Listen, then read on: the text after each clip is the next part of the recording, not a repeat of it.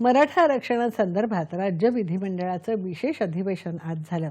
वंदे मातरम आणि राज्यगीताने सभागृहाच्या कामकाजाला सुरुवात झाली. या अधिवेशनात महाराष्ट्र राज्यातील सामाजिक आणि शैक्षणिक दृष्ट्या मागास वर्गाकरता आरक्षण विधेयक 2024 दोन्ही सभागृहात एकमताने संमत झालं. मंडळाच्या आजच्या विशेष अधिवेशनात सामाजिक आणि शैक्षणिकदृष्ट्या मागासवर्गाकरिता आरक्षण विधेयक मंजूर झाल्यामुळे मराठा समाजाला नोकऱ्यांमध्ये आणि शैक्षणिक संस्थांमध्ये 10% आरक्षणाचा मार्ग मोकळा झाला आहे. सन 2024 चे विधानसभा विधेयक क्रमांक 1 महाराष्ट्र राज्यातील सामाजिक व शैक्षणिक दृष्ट्या मागासवर्गीयांकरिता आरक्षण विधेयक 2024 संमत करावे. अनुकूल असतील त्यांनी होय म्हणावे, प्रतिकूल असतील त्यांनी नाही म्हणावे. होयचे बहुमत आहे, होयचे बहुमत आहे. विधेयक संमत झाले. महाराष्ट्र विधानसभेने संमत केलेले सन 2024 चे विधानसभा विधेयक क्रमांक 1 महाराष्ट्र राज्यातील सामाजिक व शैक्षणिक दृष्ट्या मागासवर्गाकरता आरक्षण विधेयक 2024 संमत करण्यात आले. कोणाच्याही आरक्षणाला धक्का न लावता कायद्याच्या कसोटीवर टिकणारं आरक्षण देत या संदर्भात दिलेला शब्द पाळत असल्याचं मुख्यमंत्री यावेळी म्हणाले. प्रशासन आणि मंत्रिमंडळ सहकाऱ्यांनी 150 दिवस सातत्यानं अहोरात्र मेहनत करून हे काम पूर्ण केल्याचं मुख्यमंत्री म्हणाले. पंतप्रधान नरेंद्र मोदी यांच्या सबका साथ सबका विकास या भूमिकेला अनुसरून मागास मराठा समाजाला मुख्य प्रवाहात आणण्यासाठी आरक्षणाचा निर्णय घेतला आहे. मराठा समाज अतिशय जे मेन स्ट्रीम मध्ये आला पाहिजे, हा समाजापासून मागे पडलेला आहे आणि म्हणून सगळ्यांची भूमिका आहे की अशा परिस्थितीमध्ये अपवादात्मक आणि एक्स्ट्राऑर्डिनरी सिच्युएशन मध्ये हा समाज जेव्हा जातो त्यावेळेस आपल्या राज्याचा अधिकार आहे.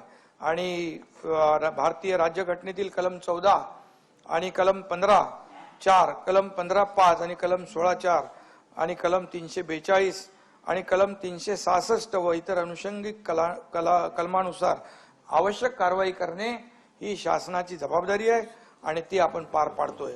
सर्वोच्च न्यायालयाने गायकवाड कमिशन मधील ज्या उणिवा शासनाच्या निदर्शनास आणून दिल्या होत्या त्यापेक्षा कितीतरी भयानक परिस्थिती राज्यातील मराठा समाजाची झालेली आहे आणि म्हणून या पार्श्वभूमीवर शासनाने आपला हा निर्णय आजचा घेतलेला आहे. यामध्ये जे काही सोशली आणि एज्युकेशनली बॅकवर्ड क्लास हा स्वतंत्र वर्ग,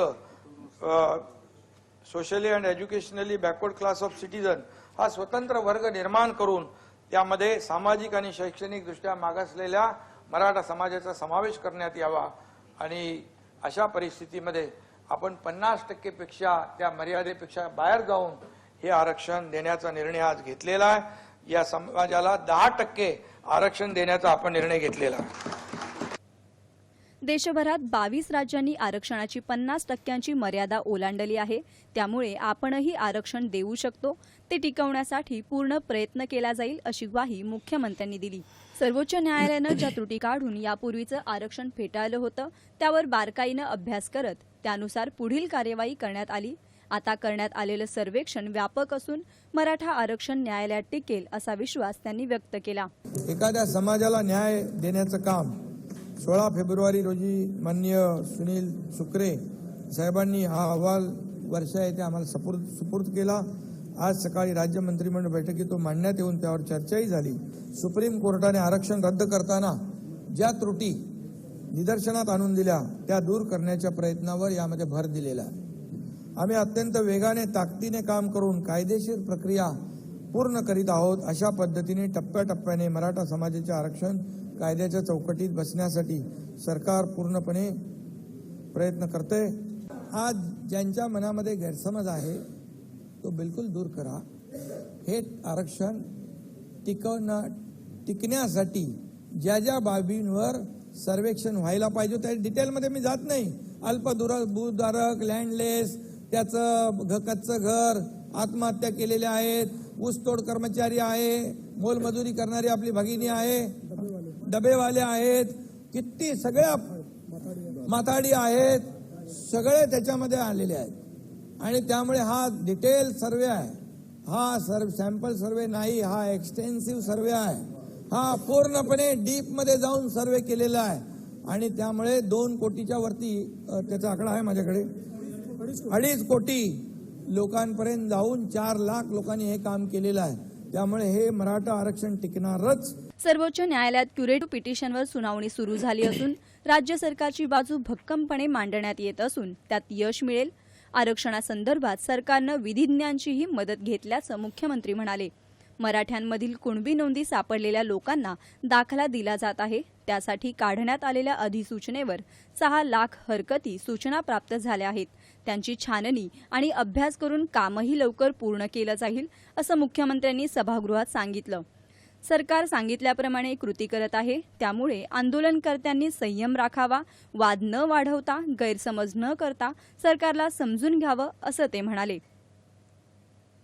आरक्षणासाठी जे काय आणखी आंदोलन सुरू आहेत त्याने देखील विश्वास ठेवावा. सरकार कुठलाही दुजाभाव करणार नाही आणि सरकार कायद्याच्या चौकटीमध्ये बसून पूर्णपणे हे आरक्षण देतंय. आणि जे मगाशी म्हटलं की जे नोटिफिकेशन आपण काढलेलं आहे, या पुन्हा एकदा मी सांगतो नाना विजय भाऊ, नोटिफिकेशनवर 6 लाख हरकती आलेल्या आहेत. घाई गडबडीमध्ये कुठलंही नोटिफिकेशन फायनल करणं हे जनतेच्या हिताचं नाही. ती फसवणूक आम्ही कोणाची करणार नाही. त्याच्यावर पूर्ण प्रक्रिया करून, छाननी करून त्याच्यावर देखील सरकार योग्य तो निर्णय घेईल. आणि म्हणून आंदोलनकर्त्यांना देखील मला विनंती करायची आहे, जसं सरकार बोलतं तसा निर्णय घेतं हे मराठा आरक्षणाच्या वरून, आजच्या निर्णयावरून त्यांनी देखील समजून घेतलं पाहिजे आणि संयम राखला पाहिजे. आजचा दिवस मराठा समाजाच्या इच्छापूर्तीचा, आंदोलनकर्त्या मराठा समाजाच्या एकीचा आणि संघर्षाचा विजय आहे असंही मुख्यमंत्री म्हणाले.